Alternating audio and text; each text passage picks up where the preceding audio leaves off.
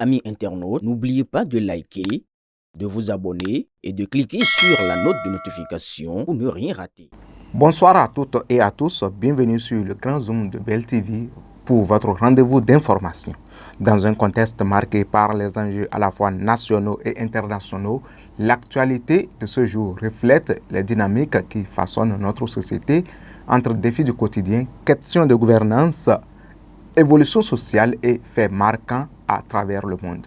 Du Bénin à l'international, nous vous apportons un éclairage rigoureux, des analyses et des éléments essentiels pour mieux comprendre l'environnement dans lequel nous évoluons.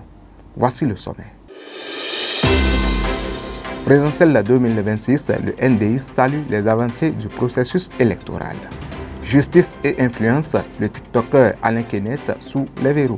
Service public au Bénin, vaste opération de maintenance de l'électricité dans 7 départements. Le grand zoom, c'est tout de suite. Présidentielle 2026, le NDI salue les avancées du processus électoral. À quelques semaines du scrutin d'avril, la mission d'évaluation du National Democratic Institute livre ses premières conclusions. La délégation se félicite des progrès organisationnels et de la transition pacifique annoncée suite au retrait du président Patrice Talon.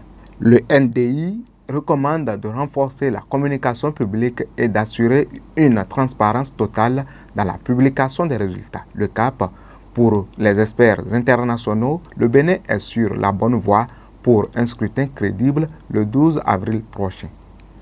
Justice et influence, le TikToker Alain Kenneth sous les verrous.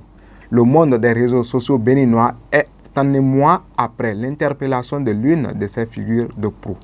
Les faits, Alain Kenneth a été arrêté par le commissariat de Godomé suite à une plainte pour harcèlement par voie électronique.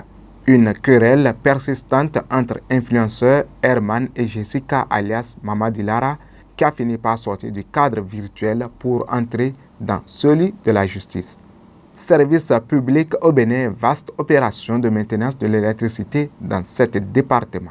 La Société béninoise d'énergie électrique SBDE annonce une vaste opération de maintenance pour ce mardi 24 février.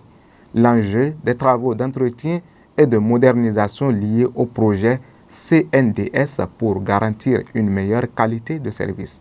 Zones impactées, 7 départements sont concernés de l'Atlantique à la Liborie. Les coupures interviendront principalement entre 10h et 15h.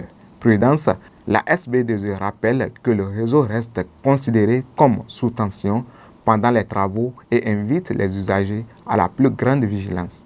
Médias et éthique, la HAC sévit contre Radio Maranatha. Sanction immédiate pour l'émission Témoignage, qu'a-t-il fait pour toi? Suite à des dérapages verbaux d'une extrême gravité. Le motif, apologie du crime, évocation de meurtre et de cannibalisme en direct. Les sanctions, l'émission est suspendue, l'animateur Daniel Monchor est interdit d'antenne et le dossier de l'invité a été transmis au procureur de la République. Rappel à l'ordre, la HAC réaffirme la nécessité pour les médias de respecter la morale publique et le code de l'information.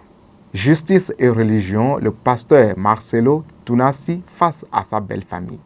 L'affaire qui secoue la communauté chrétienne en République démocratique du Congo prend une tournure judiciaire tendue autour de l'héritage de la défunte Blanche Tunasi.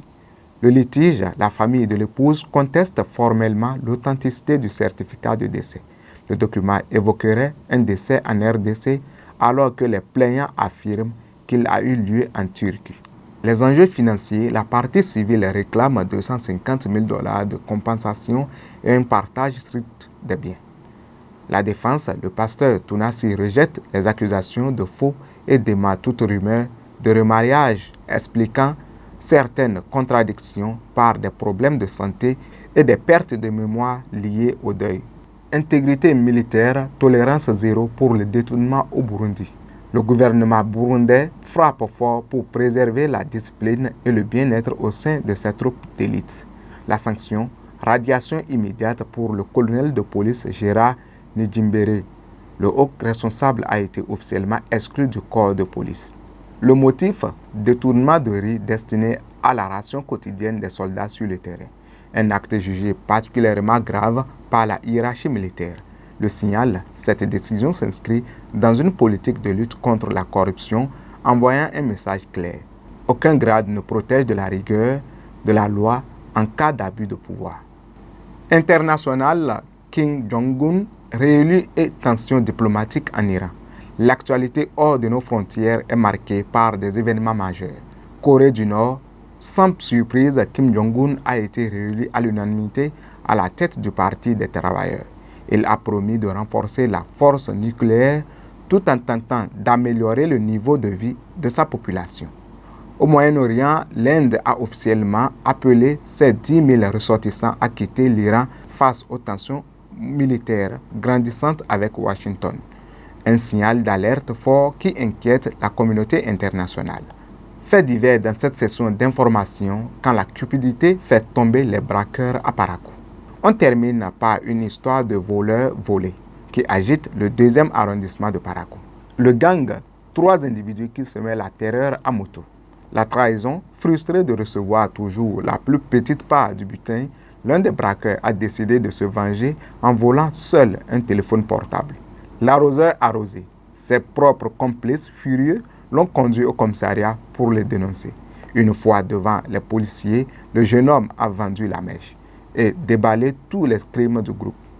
Ils dorment désormais tous derrière les barreaux. C'est ici que s'achève ce grand zoom. Merci de nous avoir suivis sur BLTV. Retenez qu'entre maintenance technique et vigilance citoyenne, le Bénin continue sa marche vers les échéances de 2026. À demain pour de nouvelles analyses.